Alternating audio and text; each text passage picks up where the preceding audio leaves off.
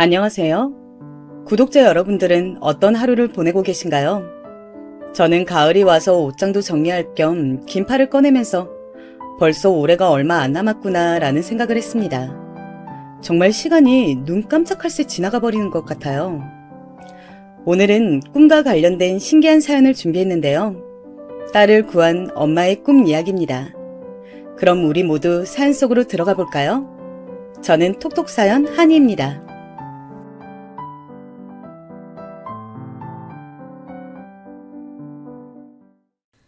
안녕하세요.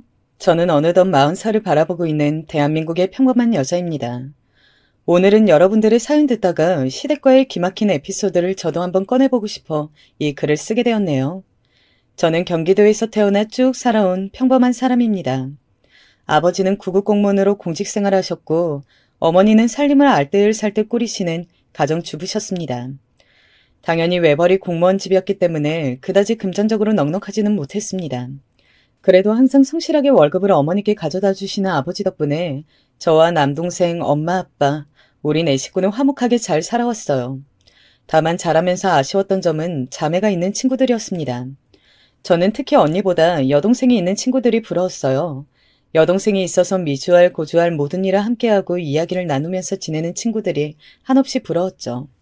남동생은 너무 말이 없어 재미가 없었거든요. 그렇지만 그것 말고는 제 생활에 나름 만족하면서 학창시절을 보냈던 것 같아요. 나이가 들고 고등학생이 되자 저는 제 진로 고민을 시작했습니다. 뭘 하고 싶은지 정확하게 정해놓은 것이 없이 공부만 하다 보니 막상 고3이 되자 너무 고민이 되더라고요. 앞으로 어떤 직업을 가지고 어떤 삶을 살아야 할지 제 스스로 학교를 벗어나 제 삶을 결정한다는 게 굉장히 어려운 선택으로 느껴졌죠. 그러다 문득 제가 아버지를 존경하고 있다는 것을 깨닫게 되었습니다. 매일 아침 8시에 출근하시고 저녁 6시에 퇴근하시며 시기추처럼 하루를 쌓아오신 아버지의 성실함이 대단하게 느껴지고 저도 하루하루 그렇게 일상을 쌓아가고 나라를 위해서 제 작은 힘이나마 보태는 그런 삶을 살고 싶었습니다. 다행히 성적이 나쁘지 않아서 요즘 말하는 인서울 대학을 진학하려고 하는데 고3 담임 선생님께서 그러시는 거예요. 근데 수영아, 나중에 공무원이 되고 싶다고 했지? 혹시 경찰 공무원은 어떠니? 네? 경찰 공무원이요? 어때? 평소에 리더십 있고 성실한 모습을 보면 좋은 경찰이 될 수 있을 것 같은데 한번 고민해보지 않겠니? 경찰. 저는 경찰도 공무원이라는 생각을 해본 적이 없었어요. 그런데 생각해보니 체육 시간에 주장을 맡아 경기를 승리로 이끈 적도 있었고 경찰에 대한 로망도 가지고 있었어요. 이 길이 꽤 저한테 맞을 것 같은 생각이 들더군요. 그렇게 저는 경찰 행정학과를 진학하게 되었습니다. 경찰의 꿈을 품고 대학을 가자 고등학교보다 더 타이트한 스케줄이 기다리더라고요. 대학교 수업을 다니면서 저는 20살이 되면 꼭 해보고 싶었던 카페 아르바이트를 시작했습니다. 그리고 그곳에서 마치 운명처럼 지금의 남편을 만나게 되었죠. 남편은 저와 같이 아르바이트를 하던 제 인근 대학교 경영학과 학생이었는데 저와 동갑내기 20살이었습니다. 같이 일을 하다가 정이 들어서 군대 갈 때 격려도 해주고 전화도 받아주고 하다 보니 군대 제대하기 전에 우리는 사귀는 사이로 발전해 있었어요. 군대 복학해서는 그 사람도 저도 한참 취업 준비로 바빴고 30살이 되었을 무렵 우리는 각각 경찰과 은행원이 되어 사회에서 어엿한 한 몫을 하게 되었죠. 그리고 서로 직장이 확신해지자 결혼 이야기가 나오기 시작했어요. 저는 남친의 부모님께 인사를 드리게 되었습니다. 만나기로 한 장소는 연회장이 있고 개별 룸이 있는 인근에서 유명한 고깃집이었습니다. 특히 돼지 양념갈비가 맛있는 집이었죠. 저는 베이지색 원피스를 입고 멋들어진 자켓도 걸치고 핸드백도 들고 식당으로 갔습니다. 남친의 가족분들은 먼저 와 계시더군요. 그 나이 연배의 평범한 인상이셨고 저를 보고 미소를 보내셨습니다. 다행히 저를 마음에 들어 하시는 것 같았어요. 특히 어머니께서는 저를 보고 아가씨가 너무 곱다며 그래 경찰을 한다고 들었는데 일이 험하지는 않냐고 걱정을 해주셨어요. 저는 주로 행정 업무가 많아서 괜찮다고 말씀을 드렸죠. 어머니는 아파트 상가에서 국수집을 운영하셨는데 다음에 국수 먹으러 오라고 살갑게 말씀해 주셨어요. 저는 저에게 호의적인 어머니의 모습을 보면서 긴장을 털어낼 수 있었습니다. 저는 남친의 가족분들을 보고 나니 아, 이 집에 시집가면 마음 편하게 살 수 있겠구나. 그런 생각이 들었습니다. 그만큼 부모님들이 인상도 좋으시고 푸근하신 느낌이었거든요. 그렇게 우리 커플은 1년여의 시간을 더 연인으로 보냈어요. 남친도 직장에 적응할 시간이 필요했고, 저도 직장에 적응하느라 정신이 없었기 때문에 한동안은 결혼 생각도 하지 않고 바쁘게 보냈죠. 그런데 저희가 그렇게 있는 것이 못마땅하셨는지 양가 부모님들이 계속 둘 다 직장도 안정되어 있는데 그만 결혼을 하는 게 어떻겠냐고 서로 잘 맞고 그런데 괜히 시간만 끌면 틀어질 수도 있다면서 재촉을 하셨습니다. 그래서 양가 부모님 등살에 우리는 30대가 되고 막 결혼을 하게 되었습니다.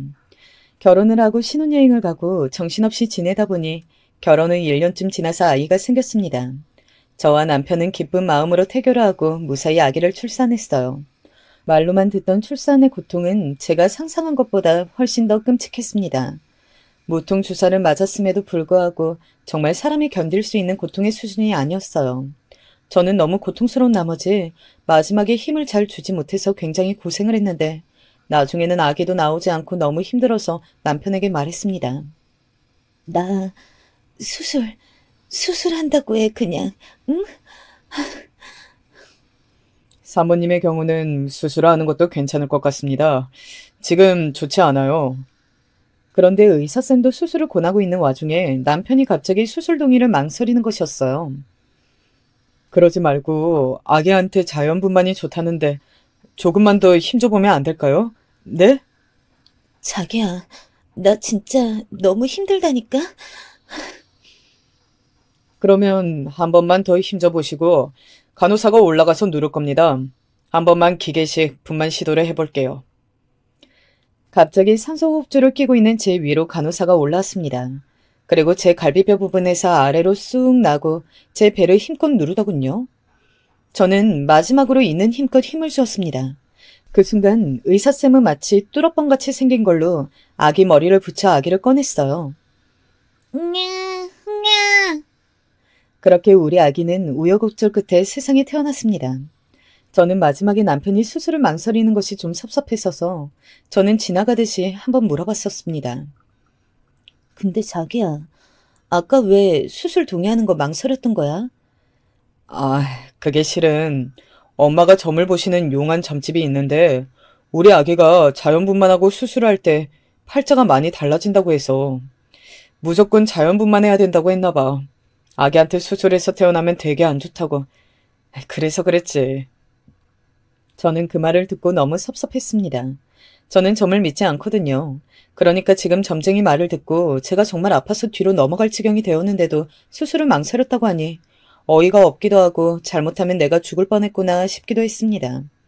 어머니가 그렇게 맹신하는 점집이 있다는 것도 좀 마음에 많이 걸렸고요. 왜 무당 말을 너무 믿으면 하나부터 열까지 그 무당이 시키는 대로 다 하잖아요. 그런 게 앞으로 살면서 계속 있을 것 같은 느낌이 들었기 때문이죠. 아니나 다를까 어머님 때문에 저는 희한한 것들을 해야 했어요. 대출을 잔뜩 끼고 결혼 3년 차에 집을 샀는데 어머님이 또 그 점집에 가서 들은 대로 처음 집에 들어갈 때 동전을 동서남북으로 던지고 한 번씩 절을 해야 한다고 하셔서 그런 이상한 의식도 해야 했고 또 아기 이름을 지을 때도 제가 생각했던 짓고 싶은 이름을 짓지도 못하고 점쟁이가 말한 이름 중에서 골라야 했습니다. 생각보다 어머님의 맹신은 강력했어요. 해마다 새해가 되면 그 점집에 가는 게 연례 행사이셨고 집안에 어떤 우환이라도 있으면 점괘에 무조건 의존하시더군요. 성당을 꾸준히 가지는 않지만 고등학교 때 천주교 재단학교를 나와 세례를 받은 저로서는 마음속에 항상 천주교 신자라는 생각을 품고 있기에 더욱이 어머님의 그런 행동은 이해가 되질 않았습니다. 그렇다고 어르신에게 이래라 저래라 할 수도 없는 노릇이어서 저는 적당히 어머님이 꼭 하라고 강조하는 것은 좋은 게 좋은 거라고 하는 신용이나마 하고 어지간하면 점집 이야기는 못 들은 것으로 하기로 했습니다. 그렇게 제가 결혼한 지 3년이 되었을 무렵 남편의 남동생인 도련님이 결혼을 한다는 소식을 들려왔습니다. 대학교 동아리에서 만나 친구로 지내다가 사귄 지 1년쯤 되었다는데 여자친구 직업이 의사라고 하더군요. 시부모님은 직업 좋은 며느리가 너무 흠족하셔서 싱글벙글 웃으며 너무 좋아하셨어요. 소위 말하는 사자 직업을 가진 것이니까요. 저도 의사 동서가 기대가 되었습니다. 어떤 사람일지 궁금했어요. 결혼을 하고 싶다고 시댁의 동서가 인사로 오던 날 저와 신랑도 아기를 데리고 시댁으로 갔습니다. 어머님은 예비 동서가 인사로 온다고 저를 일찌감치 불러 음식을 하셨는데 무슨 잔칫날도 아니고 잡채에 전에 난리가 났습니다. 의사 동서에 대한 기대감으로 어머님은 들떠 계셨죠. 예, 직업이 의사면은 맛있는 것도 많이 먹고 그러겠지? 내 음식이 입에 안 맞다고 하면 어떡하지? 맛있어야 할 텐데 걱정이다. 어머님, 며느리 들어오는 건데 뭘 그렇게 신경을 쓰세요? 보통 며느리가 아니잖니, 의사잖아. 우리 집에서 변변히 결혼할 때 재산을 뚝 떼줄 수 있는 것도 아닌데 결혼하겠다고 해주니 얼마나 고맙니? 이제 우리 둘째 아들은 아주 팔자가 폈어. 이 애랑 결혼하고 애만 하나 낳으면 그 후로는 인생이 아주 그냥 탄탄대로라고 김도사가 그러더구나. 김도사는 어머님이 맹신하는 그 무당의 이름이었어요. 저는 어쩐지 오늘은 무당 이야기를 안 하신다 했는데 드디어 또 등장하구나 싶었습니다. 그래서 내친 김에 더 여쭤보았죠. 그럼 어머님, 저는 둘째를 내년에 낳는 게 좋대요? 그래, 너는 올해가 가기 전에 꼭 아기를 가져서 내년에 둘째를 낳으면 좋다고 하더구나. 그러면 그 둘째가 커서 너희 부부에게 큰 복을 가져다 준다는구나. 도련님은 오늘 오시는 분과 결혼하면 제일 좋고요. 그래, 결혼하고 5년 안에 아기를 꼭 가져서 출산하면 이혼하지 않고 100년 해로한다고 했어. 김도사가 얼마나 용한지 그동안 못 맞춘 게 없다고.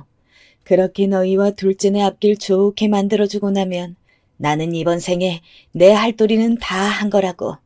그 후부터는 마음 편한 노후를 보내면 된다고 하더구나. 저는 무슨 하늘의 계시라도 받은 듯한 어머님의 비장한 태도에 더욱 어이가 없었습니다. 어떻게 점을 적당히 믿어야지 저렇게 맹신할 수가 있는지. 아무튼 그렇게 전을 뒤집고 나무를 붙이고 난리 부르스를 춘 다음 드디어 예비 동서가 도착했습니다. 띵동. 어서 와요. 실례하겠습니다. 등장한 동서는 호리호리한 몸에 의사다운 지적인 외모를 가진 사람이었습니다. 저는 괜히 의사라고 하니 그런지 몰라도 똑똑해 보이는 사람이라는 생각이 들었죠. 첫 만남이라 그런지 동서는 말을 많이 하지는 않았고 그저 결혼해서 잘 살겠다고 하는 것이었어요. 산부인과로 전공을 택했다는 동서는 자신도 얼른 아기를 낳고 싶다고 웃으며 말했죠. 그리고 결혼 준비와 관련한 비용 문제 같은 것은 부모님들 신경 쓸 것도 없이 도련님과 둘이 알아서 해결하겠다고 하더군요. 시댁에서는 돈도 필요 없다고 하니 좋아 죽으려고 하시더군요. 어머님은 김도사가 올해 대운이 들어온다고 하더니 정말 그 말이 맞다며 기뻐했고 남편은 어떻게 동생 녀석이 저런 여자를 데리고 왔나 신기하며 온 가족이 마치 무슨 로또를 맞은 듯 기뻐했어요.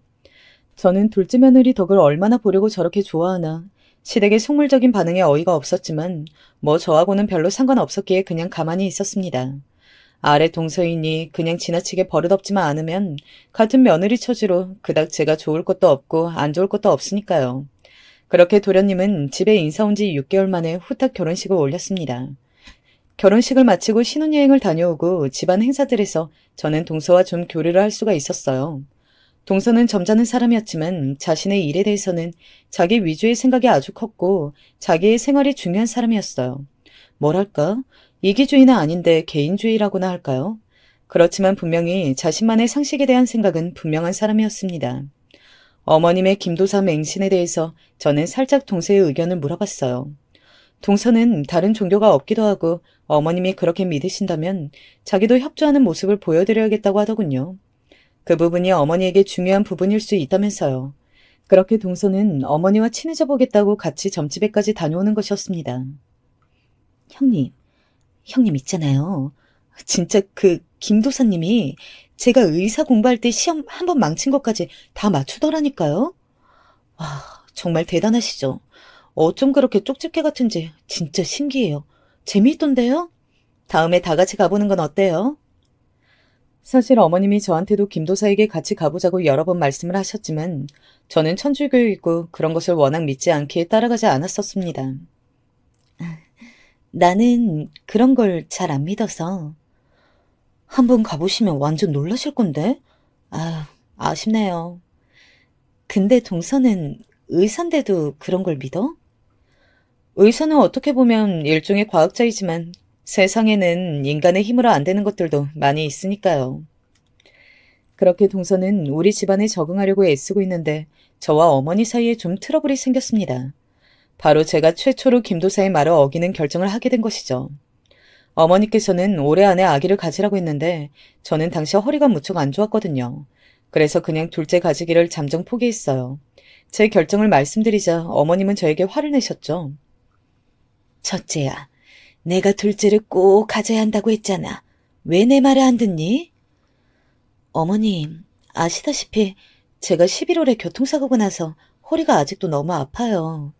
애가 보채서 좀 안아주기라도 하면 온 다리가 저릿저릿해서 계속 누워있어야 하는데 어떻게 임신하겠어요? 제 몸 완전히 아작나는 일인데. 그래도 김도사가 그렇게 하라는데 그렇게 해야지 어떡하니? 그게 너희들한테 제일 좋은 일이라고 하는데. 그래도 저는 못 가져요, 어머니. 죄송해요. 허리가 너무 아파서 침도 맞고 하는데도 전혀 차도가 없는데 무슨 아기를 가져요. 저는 그렇게 어머님이 이야기한 김도사의 말을 처음 어겼습니다. 처음 뵀을 때 그 푸근한 인상은 어머니 말을 잘 들을 때뿐이었어요. 제가 김도사의 말을 한번 어기자 어머니께서는 그 후로 제 욕을 하시며 계속 화를 내시고 꼬투리를 잡으셨습니다. 아기를 꼭 가져야 한다던 그 해를 넘기고 1년이 더 지났을 무렵 이번에는 화살이 동서를 향했죠. 김도사가 이번에는 동서에게 아기를 가져야 한다고 늦어도 3년 안에는 가져야 하지만 가정이 편안하다고 이야기를 한 것이었습니다. 동서는 안 그래도 아기를 가지려고 했다며 자연 임신을 시도했지만 6개월이 지나고 1년이 지나도 임신이 잘 되지 않았어요. 그러자 동서는 자신이 산부인과 의사라서 그런지 아주 적극적으로 난임 시술을 받고 임신 시도를 하였습니다. 그러나 동서는 아기가 잘 들어서지 않는 몸인 것 같았어요. 몇 번의 시험관 시술에서 실패를 하고 또 몇 차례 계류유산을 겪어야 했습니다. 동서는 한 번은 너무 힘들다며 저에게 부럽다고 하더군요. 어버이날이라 함께 가족끼리 밥을 먹고 있을 때였습니다. 마침 정원이 있는 식당인지라 저는 밥을 다 먹고 놀고 싶다고 보채는 아이를 식당 마당에서 뛰어놀게 하고 있었어요. 동서는 웃고 있는 저와 아이의 모습을 보더니 말하는 것이었습니다. 지금 이 순간 저는 세상에서 형님이 제일 부러워요. 응? 동서가 내가 부러울 게 뭐가 있어? 조카도 너무 귀엽고 예쁘고 건강하고 그냥 아기를 가지고 낳고 키우고 있는 형님이 너무 부러워요. 요즘 병원에서 임신한 환자들만 보면 제가 정신을 못 차리고 쳐다본다니까요. 너무 부러워서요. 동서, 스트레스 너무 받지 마. 아기는 하늘이 점지하는 거라고 하잖아. 형님, 저는 살면서 제가 꼭 해야겠다고 마음먹은 일은 대부분 이루고 살았어요. 그런데 임신이 이렇게 어려울 줄은 생각도 못했네요. 동서가 그렇게 임신 때문에 속을 썩이고 있을 즈음 저에게도 큰일이 생겼습니다. 바로 엄마가 위암 판정을 받은 일이었어요. 어느 날 바로 밑에 동생이 전화가 왔습니다. 누나. 왜? 무슨 일이야? 아, 왜 그래? 말을 좀 해봐. 엄마가 위암이래. 위암. 뭐? 저는 그 길로 집으로 달려갔어요. 집에는 병원에 다녀왔는지 약봉지와 망연자실 앉아있는 제 동생의 모습, 그리고 방에 들어가 누워 계신 엄마가 있었어요. 그냥 소화가 안 되는 것 같아 병원에 갔더니 위암이라고 했다는 겁니다. 저는 너무 놀라 병원을 여러 군데 가보자고 했어요. 그렇게 몇 군데 큰 병원을 다녔지만 모두 위암이라고 하더군요. 그것도 좀 진행이 된 상태라고요. 마치 하늘이 무너지는 것 같았습니다. 이제 겨우 저 시집 보내고 손주 커서 지금까지 평생 고생만 한 우리 엄마가 암이라니. 저는 한동안 엄마를 돌보는데 제 모든 노력을 다했어요. 좋다는 것을 구해서 드리고 수시로 집에 들러 먹을 것을 챙기고 병원 갈 때마다 모시고 갔죠. 그런데 하루는 시댁 가게에 들렀더니 시어머니가 그러시는 거예요. 아가, 요새 바쁘니? 한 번씩 나와서 가게 일도 돕고 하더니. 아, 어머니, 제가 말씀을 못 드렸죠. 저희 어머니가. 아, 그거라면 들었다. 편찮으시다고? 그런데 뭐 요새 세상에 암이 흔하잖니. 별일이야 있으시겠니? 네? 아니, 가게 일도 좀 돕고 아기 돌보는데 신경 써야지. 하루 종일 친정일에만 매달려 있는 것 같아서 보기가 좀 그래서 말이다. 엄연히 출가 외인인데 안 그러냐? 저는 어머니의 말에 울컥하고 올라오는 기분이었지만 어른인지라 같이 따질 수도 없고 그냥 말없이 못 들은 걸로 하자고 속으로 되뇌이며 참고 있었습니다. 제 표정이 안 좋은 것을 본 남편이 와서 저에게 오늘은 그만 가라고 하면서 저를 끌고 밖으로 나갔어요. 저는 저를 붙잡고 나가는 남편도 그 순간 너무 미웠습니다. 당신 어머니가 저런 막말하는데 어떻게 나만 끌고 나올 수가 있어? 자기야, 기분 안 좋은 건 알겠는데 당신 어머니가 뭐야? 그리고 우리 부모님이 아직 장모님이 많이 심각한지는 잘 모르셔서 그래. 가벼운 암들도 많잖아. 그런 걸 줄 아시는 거야. 좋게 생각하자, 응? 그래도 그렇지. 어떻게 아픈 우리 엄마에 대해서 그렇게 말씀하실 수가 있어? 미안해, 자기야. 섭섭한 마음 이해해. 내가 사과할게, 응? 저는 간신히 섭섭한 마음을 추스르고 남편의 사과를 받았죠. 엄마는 완전 말기는 아니었지만 후기에 해당했고 이미 전이가 조금 되어 있다는 소견을 받았어요. 수술하기로 했는데 수술 당일에 초조하게 기다리고 있던 저에게 더 힘든 소식이 들려왔습니다. 6시간에서 8시간 정도 걸린다고 했는데 1시간 만에 의사가 밖으로 나와서 저에게 그러는 것이었어요. 생각보다 열어보니 전이가 많이 되어서 수술하기가 힘들다고요. 아무래도 수술 없이 항암을 하셔야 할 것 같다고 했습니다. 정말 설상가상이었어요. 제가 생각한 것보다 엄마는 더 상태가 안 좋았습니다. 아버지가 엄마를 간병해야 하는 상황이 길어지면서 친정의 형편은 안 좋아졌어요. 당장 남동생도 아직 대학생이었고 돈이 빠듯한 상황이었죠. 저는 제가 모아두었던 비상금을 일단 아빠에게 드렸어요. 결혼하면서 가지고 갔던 돈이었죠. 급한 병원비 이걸로 일단 쓰고 생활비에도 보태라고 1,000만 원을 드렸습니다. 아빠는 이런 돈을 내가 너한테 줘야 하는데 미안하다고 눈물을 보이셨어요. 저도 아빠 손을 붙잡고 함께 울었죠. 우리가 함께 노력하면 엄마는 꼭 좋아지실 거라고 저는 그렇게 아빠를 붙잡고 눈물을 흘렸습니다. 그렇게 엄마는 수술하지 못하시고 항암 치료를 시작했어요. 날이 갈수록 수척해지고 머리도 빠지는 엄마를 보면서 제 마음도 찢어져 갔습니다. 항상 여자는 나이가 들수록 머릿결 관리가 중요하다며 신경 쓰시던 엄마였는데 머리숱이 거의 없어지자 항상 모자를 쓰고 계시는 엄마의 모습이 너무 마음이 찢어지는 것 같아 저는 엄마 병문안을 다녀오는 날이면 그렇게 지하철 화장실에서 울고 또 울었습니다. 정말이지 제 인생의 본질이 고통이라고는 하지만 이렇게 괴롭고 힘들 줄이야. 저는 이 시간이 어서 지나가기를 빌고 또 빌었습니다. 그러나 저의 바람과는 달리 적극적으로 치료를 하는데도 엄마는 급속히 안 좋아지셨어요. 나날이 쇠꼬챙이처럼 말라가고 식사도 편하게 하시지 못했죠. 저는 엄마를 생각하며 울고 지내는 날이 많았습니다. 시댁과 남편이 뭐라 하든 안중에도 없었어요.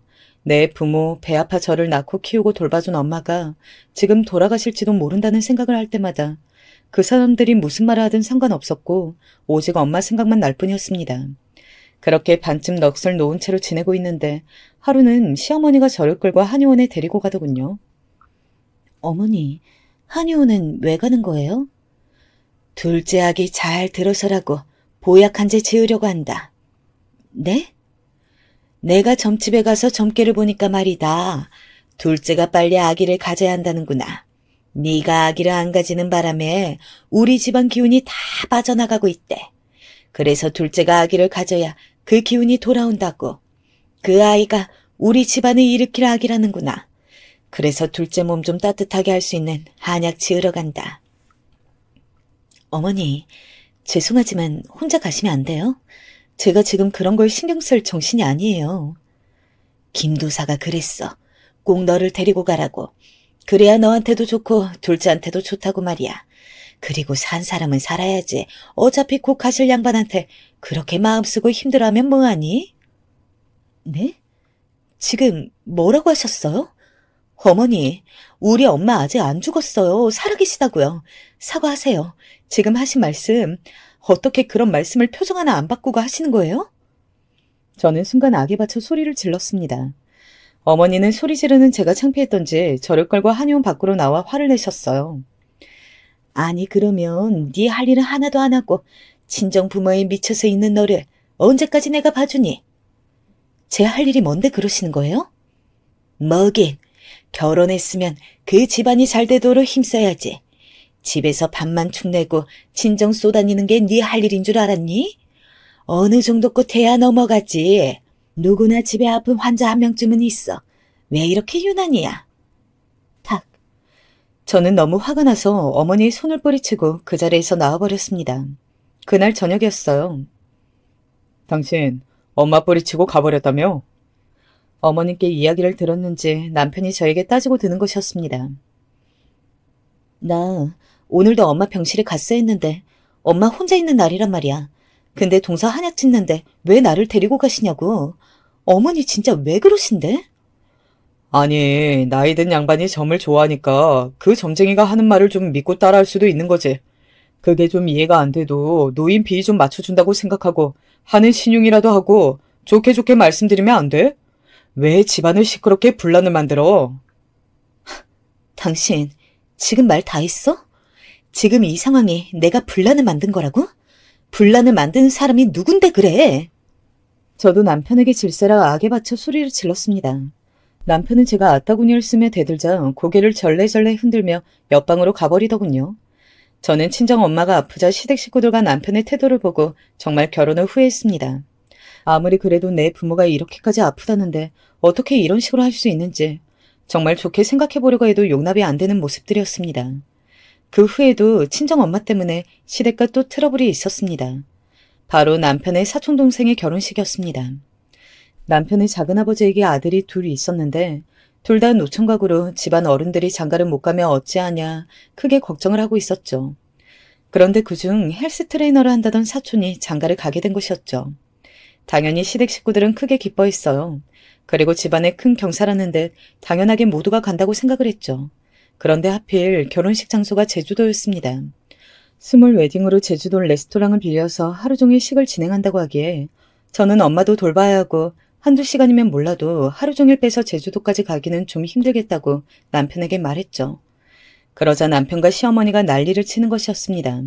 당연히 가야지 무슨 말도 안 되는 소리냐고 제가 인간이냐며 남편과 시어머니는 불같이 화를 내는 것이었어요. 아니, 우리 엄마가 아파서 지금 중내산에 하는데 내가 그 결혼식을 꼭 가야 돼? 그냥 당신 사촌동생 결혼식일 뿐이잖아. 당신 혼자 다녀와도 되잖아. 올 집안에 오랜만에 있는 결혼식이고 모든 친척들이 다 올 텐데 며느리가 돼가지고 그 행사에 안 간다는 게 말이 돼? 왜 말이 안 돼? 사정이 있으면 못 갈 수도 있는 거지.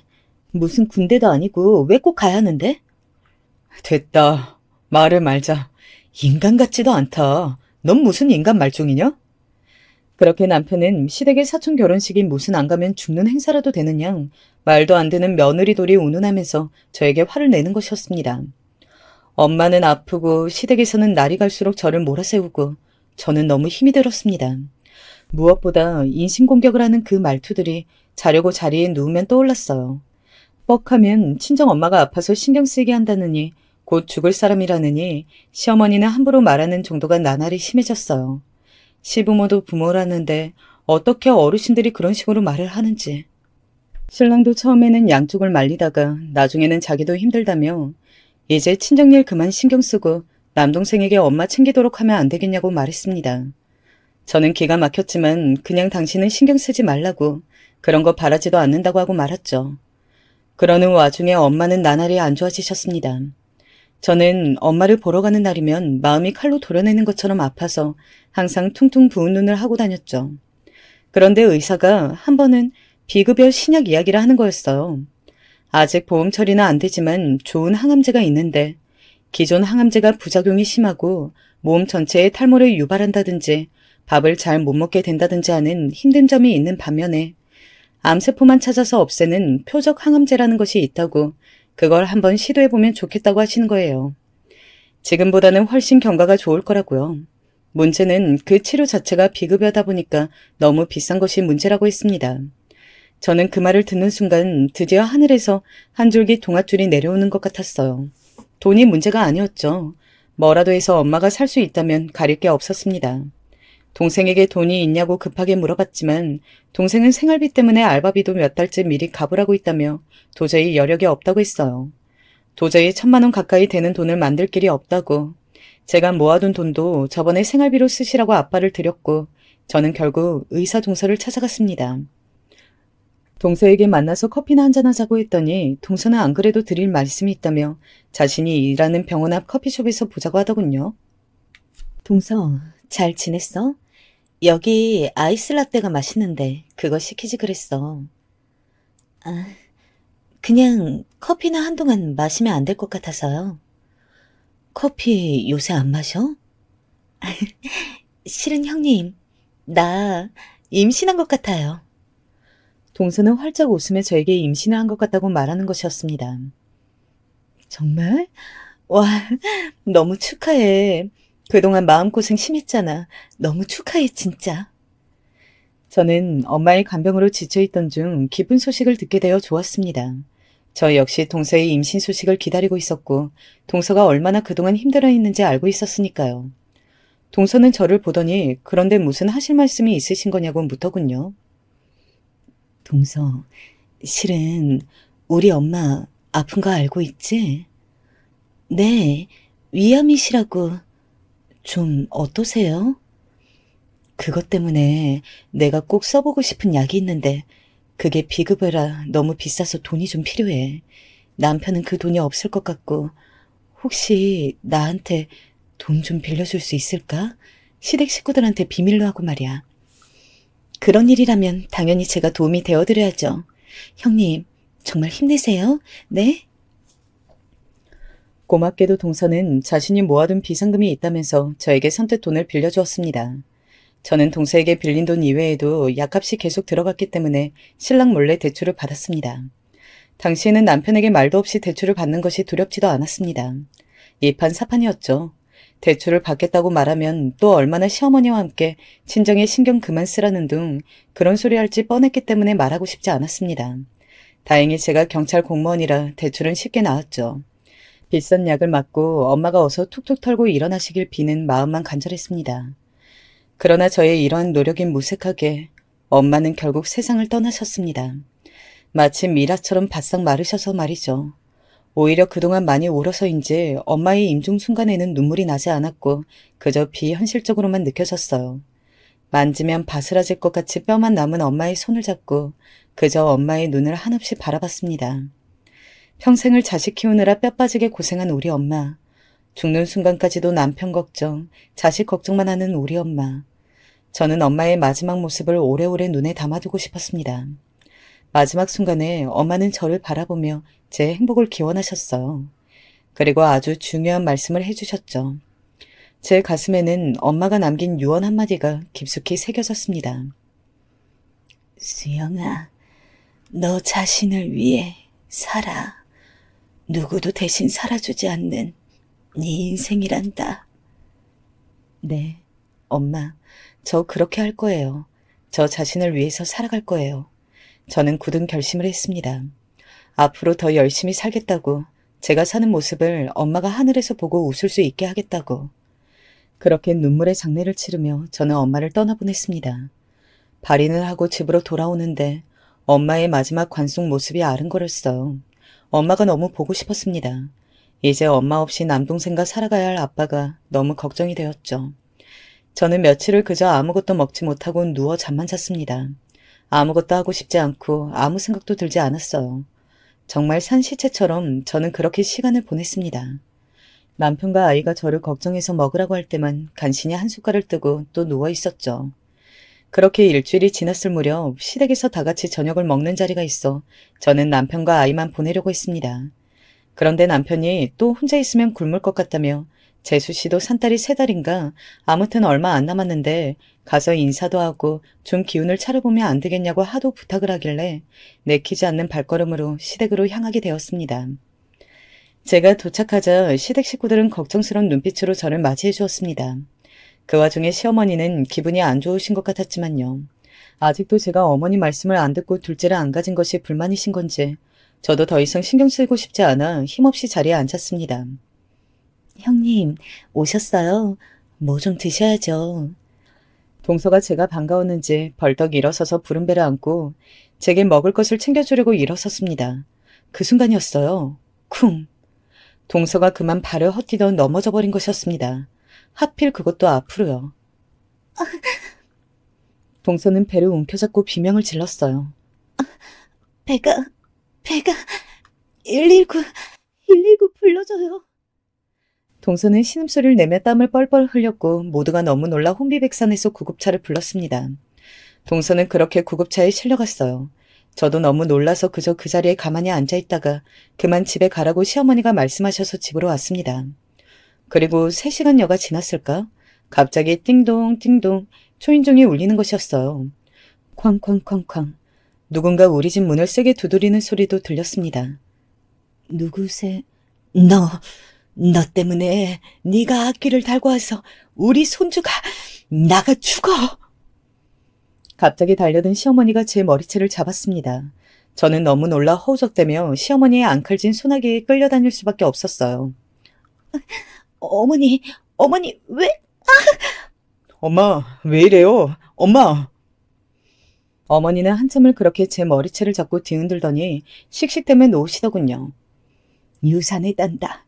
김도사가 안 그래도 한동안 널 집에 들이지 말라고 했거늘. 다들 안쓰럽다고 기어이 불러서는 둘째가 그렇게 힘들게 가진 아기 유산했다고. 다 너 때문이다. 집안 말아먹으려나. 어머니는 그렇게 계속 아따구니를 쓰셨습니다. 저는 어머니의 말씀에 너무 어이가 없어서 헛웃음이 나더군요.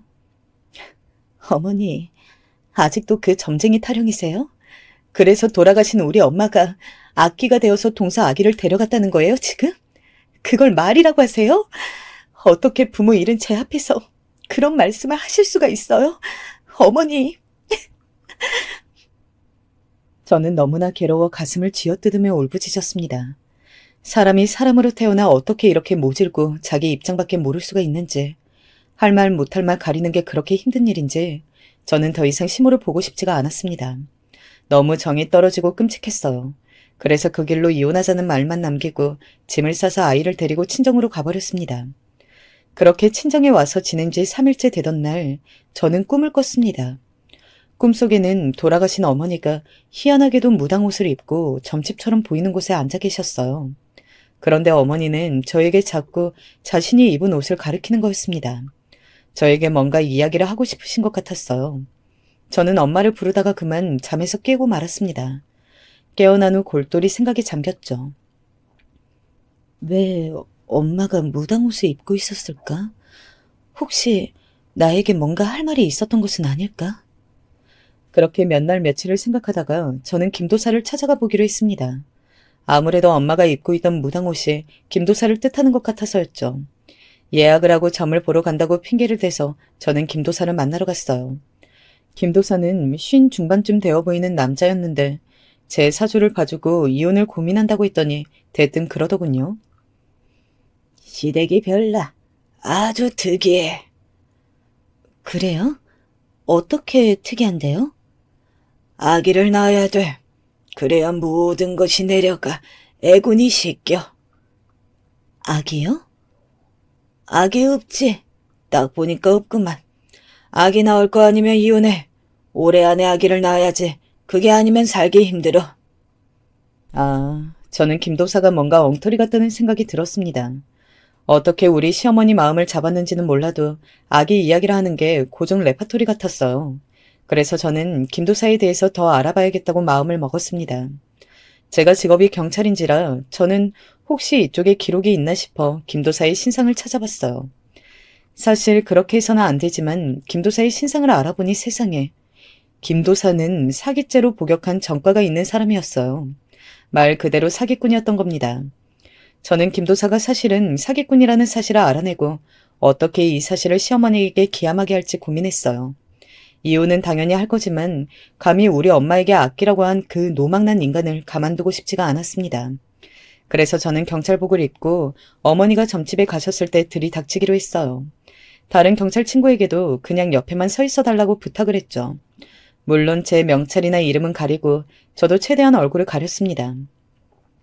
어머니는 한 달에 한 번씩 주로 주말에 김도사를 찾아갔어요. 저는 동서에게 연락해 아기가 그렇게 된 건 정말 유감이라고 말했습니다. 동서는 다행히 시어머니처럼 그렇게 점을 맹신하는 것은 아니었어요. 그냥 그 아기의 운명이 그런 것이라 생각한다며 자신이 넘어지는 바람에 괜히 집안에 분란을 일으켰다며 저에게 사과를 했습니다.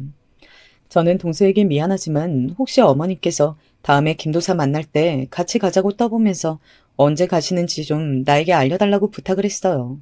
그렇게 저는 둘째 주 토요일이라는 날짜를 알아냈습니다. 그리고 김도사의 점집을 들이닥쳤어요. 벌컥 문을 열고 들어서자 어머니가 김도사 앞에 앉아 뭐라고 이야기를 하고 있는 모습이 펼쳐져 있었습니다. 저는 그 앞에서 목소리 굵게 바꿔내면서 말했습니다. 김땡땡씨, 당신을 사기죄로 서로 연행합니다. 아니, 왜 그래요 또? 나 감옥 잘 갔다 왔는데, 네? 형사님들이세요? 아이 참, 아줌마, 일단 나가요. 네? 나가 계세요. 이분 역술인 아닙니다. 역술인 사칭하는 사기꾼이에요. 네? 어머니는 큰 충격을 받으신 듯 비틀거리며 일어서시더군요. 그동안 김도사의 말을 듣고 투자도 많이 하고 많은 것을 정했는데 사기꾼이라는 정체가 밝혀지니 많이 놀란 듯 보였습니다. 저는 그렇게 김도사에게 겁을 주고 어머니에게 김도사의 정체를 까발렸어요. 물론 제 직업을 이용한 것은 잘못했다고 생각하지만 그 당시에 저는 눈이 뒤집혀서 뭐라도 하고 싶었습니다. 제 식의 어떤 복수였던 것이죠. 그렇게 저는 남편에게 이혼 소송을 걸었어요. 그동안 점을 맹신하는 시어머니에게 구박을 당한 점과 남편이 이를 방관했다는 점, 친정엄마가 아플 때 언행까지 모조리 말해 위자료를 받아내고 양육권, 친권을 모두 가지고 왔습니다. 물론 이혼을 하는 것이 저라고 쉽지는 않았어요. 아이가 있기 때문이죠. 그런데 도저히 엄마가 아플 때 시댁 식구들이 저에게 했던 행동들이 계속 떠올라서 그들을 용서할 수가 없었습니다. 얼굴을 보고 살아갈 자신이 없었다고 할까요? 정말 제 인생에서 도려내고 싶은 기억들이었으니까요. 무엇보다 계속 점쟁이 타령을 할 수도 있는 시어머니가 싫었고 결혼 생활을 유지한다면 그런 어머님 말씀을 또 따라야 하는 저의 신세가 싫었습니다. 정말이지 다시는 시어머니 얼굴을 보고 싶지가 않았거든요. 말 그대로 지긋지긋하다고 할까요? 그렇게 소송을 거쳐 힘들게 자유의 몸이 되었습니다. 돌이켜 생각해보면 그때 어머니가 꿈에서 저에게 무당옷을 입고 나타나신 것은 지금 생각해도 신기한 일인데 어머니가 딸인 저를 지옥 같은 시댁에서 구해준 것이 아닐까 하는 생각을 합니다. 무엇보다 제가 드리고 싶은 말씀은 종교든 점이든 뭐든 너무 맹신하는 것이 얼마나 위험한 일인지 많은 분들이 알았으면 좋겠습니다.